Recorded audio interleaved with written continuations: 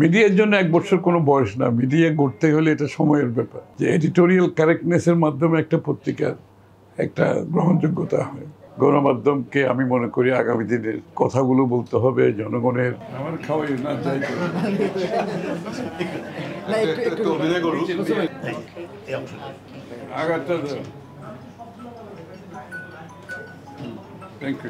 মিডিয়ার জন্য এক বছর কোনো বয়স না। মিডিয়া গড়তে হলে এটা সময়ের ব্যাপার। এখানে লোকবল এবং প্রফেশনাল লোকজন ছাড়া কোনো মিডিয়া চলে না, এবং সুশিক্ষিত জার্নালিজমের মাধ্যমে এডিটোরিয়াল কারেক্টনেস ভেরি ইম্পর্টেন্ট। যে এডিটোরিয়াল কারেক্টনেসের মাধ্যমে একটা পত্রিকার একটা গ্রহণযোগ্যতা হয়, জনগণের কি বলে ট্রাস্ট থাকে, আস্থা থাকে। সুতরাং সেটা অত্যন্ত গুরুত্বপূর্ণ। ইন্টিগ্রিটি, এডিটোরিয়াল ইন্টিগ্রিটি,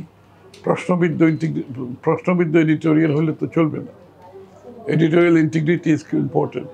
বাংলাদেশের যত গণমাধ্যম আছে সবার মাথার উপরে সব কিছু থাকতে হবে, সবার আগে থাকতে হবে বাংলাদেশ।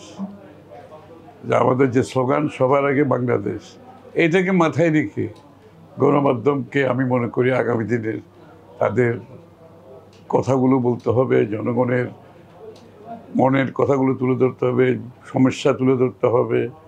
বাংলাদেশ গঠনের জন্য, নতুন বাংলাদেশ গঠনের যে নতুন চিন্তা, নতুন প্রত্যাশা, নতুন আকাঙ্ক্ষা, এটার পরিপূরণ করতে হলে আমাদের সকলের কথাগুলো যাতে উঠে আসে।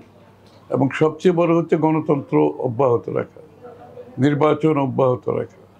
এটা হচ্ছে নির্বাচন হচ্ছে গণতন্ত্রের বাহক, এবং যত বেশি আমরা গণতান্ত্রিক প্রক্রিয়ার মাধ্যমে এগোতে পারবো তত বেশি কারেকশন প্রসেস, ফিল্টারেশন প্রসেস এটা অব্যাহত রাখতে হবে। এর বাইরে কোনো দ্বিতীয় কোনো এখানে সমাধান নেই।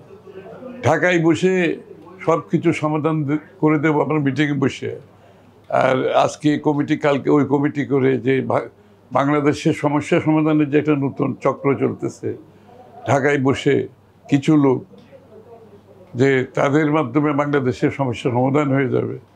এতদিন আমরা বলে আসছি জনগণের মালিকানা ফিরিয়ে দাও, এখন কিছু লোক নিজেরাই মালিক হয়ে যেতে চাচ্ছে বাংলাদেশে।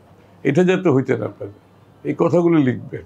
দিনের শেষে মালিকেরা জনগণের, প্রত্যেককে এই অভ্যাসে পরিণত করতে হবে যে জনগণের কাছে যাওয়া, গণতান্ত্রিক প্রক্রিয়া অব্যাহত রাখা, এবং জনগণের মতামত যাতে প্রতিফলিত হয় সেটা গণমাধ্যমের দায়িত্ব।